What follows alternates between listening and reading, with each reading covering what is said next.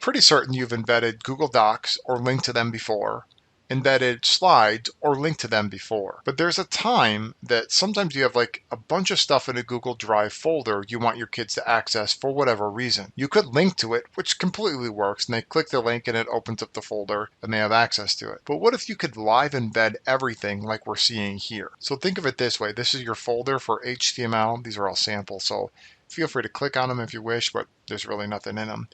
But these are things I want my kids to access for this particular module. So I can live embed it here, so everything is straightforward right there in front of them. All they do is click to access it. Now, if I did not give kids access to this particular file, when they open up their drive, they're not going to be able to see it because I did not specifically say this child could have access to it. So the only things that they can access and see are things that you've given them access to. To make this happen, we need two things. You need your folder you're going to share with the kids, and you need this chunk of code. So I'm going to copy this code. I'm going to say this is the page I want them to, this is the page I'm going to put my folder into. I'm going to click HTML editor and paste the code. There's a few things we need to do. One is replace folder title here. For whatever reason, I'm having trouble having that show up. So I'm just going to replace it for now. And maybe if I can figure out why it's not showing up, then I'll amend this video. So I'll just call it like HTML summer folder.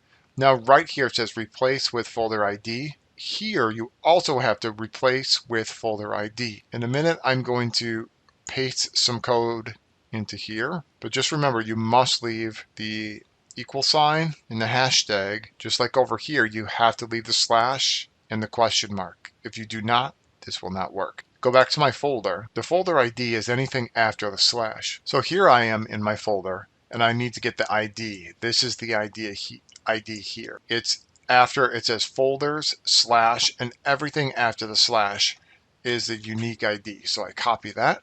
Go back to my page and paste that in there. Repeat the process for this one as well. Remember, don't delete the slash or the question mark. Replace, and I click save, and voila, magic.